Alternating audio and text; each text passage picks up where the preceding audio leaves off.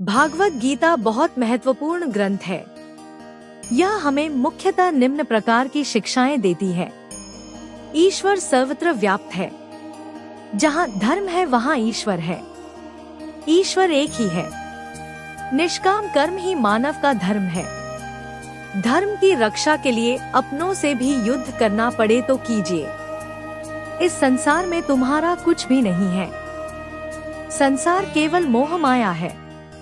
श्री कृष्ण के विराट स्वरूप के कथन अनुसार अगर आप पितरों की पूजा करोगे तो पितृ बनोगे, अगर आप राक्षसों की पूजा करोगे तो राक्षस बनोगे, अगर आप देवों की पूजा करोगे तो देव बनोगे, और अगर आप मुझे ईश्वर की पूजा करोगे, मुझे ईश्वर का ध्यान करोगे तो मुझ में ही आकर मिलोगे।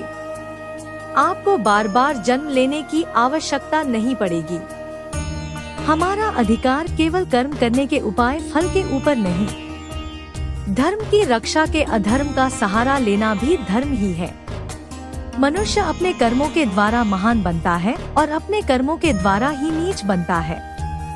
अगर एक वाक्य में कहा जाए तो इसका उत्तर यही होगा कि श्रीमद्भगवत गीता ने संपूर्ण मानव को मानवता का संदेश दिया है। अर्थात यह बताया गया है कि मानव का देव बन जाना चमत्कार है तो उसका दानव बन जाने में उसकी हार है, परंतु मानव बने रहने में ही उसकी जीत है।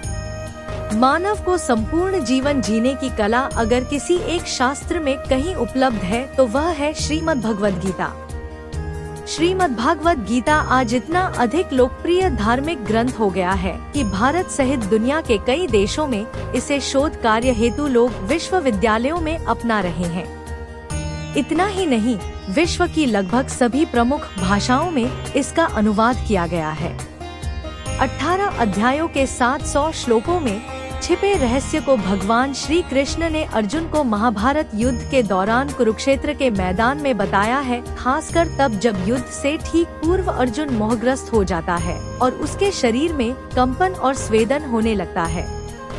वैसे तो गीता का प्रत्येक श्लोक अपने आप में एक ग्रंथ ही है, किंतु सरलीकरण के लिए प्रत्येक अध्याय का अलग अलग विषय विद्वानों ने बनाए हैं। गीता के प्रथम अध्याय में अर्जुन को भगवान की प्रमुख शक्ति माया के प्रभाव के अधीन बताया गया है।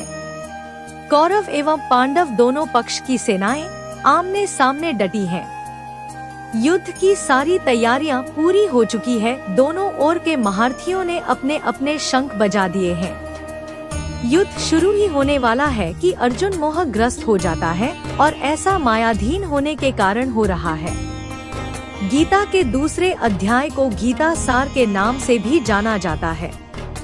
इस अध्याय में अर्जुन शिष्य रूप में कृष्ण की शरण ग्रहण करता है और कृष्ण उससे नश्वर भौतिक शरीर तथा नित्य आत्मा के मूलभूत अंतर की व्याख्या करते हुए अपना उपदेश प्रारंभ करते हैं। भगवान उसे देहांतरण की प्रक्रिया, परमेश्वर की निष्काम सेवा तथा स्वरूप सिद्ध व्यक्ति के गुणों से अवगत कराते हैं। अध्याय 3 में भौतिक जगत में हर व्यक्ति को किसी न किसी प्रकार के कर्म में प्रवृत्त होने की बात बताई गई है। यह कर्म ही उसे इस जगत में बांधते या मुक्त कराते हैं। निष्काम भाव से परमेश्वर की प्रसन्नता के लिए कर्म करने से मनुष्य कर्म के नियम से छूट सकता है और आत्मा तथा परमेश्वर विषयक दिव्य ज्ञान प्राप्त कर सकता है।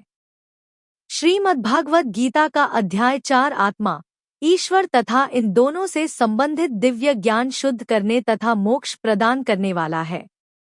ऐसा ज्ञान कर्म योग का फल है। भगवान गीता के प्राचीन इतिहास इस भौतिक जगत में बारंबार अपने अवतरण की महत्ता तथा गुरु के पास जाने की आवश्यकता का उपदेश देते हैं। 5वें अध्याय में कर्म योग की क्रियात्मक स्वरूप के बारे में भगवान ने अर्जुन को बताया है। उन्होंने कहा है, ज्ञानी पुरुष दिव्य ज्ञान की अग्नि से शुद्ध होकर सारे कर्म करता है, किंतु अंत में उन कर्मों के फल का परित्याग करता हुआ शांति, विरक्ति, सहिष्णुता, आध्यात्मिक दृष्टि तथा आनंद की प्राप्ति करता है। गीता का 6ठा अध्याय अष्टांग योग की बात करता है। भगवान ने अर्जुन को बताया है कि मन तथा इंद्रियों को योग द्वारा नियंत्रित किया जा सकता है, साथ ही साथ ध्यान को परमात्मा पर केंद्रित भी। इस अध्याय में अपने प्रिय शिष्य अर्जुन को भगवान यह बताते हैं कि वास्तविक संन्यास योग या भक्ति का अर्थ है कि जीवात्मा अपनी स्वाभाविक स्थिति को जाने और तदनुसार कर्म करे। यहाँ एक अत्यंत महत्वपूर्ण बात यह भी बताई गई है कि परमेश्वर से युक्त होने की विधि योग कहलाती है। यह सर्वोच्च आध्यात्मिक सिद्धि प्राप्त करने की सीढ़ी की तरह है।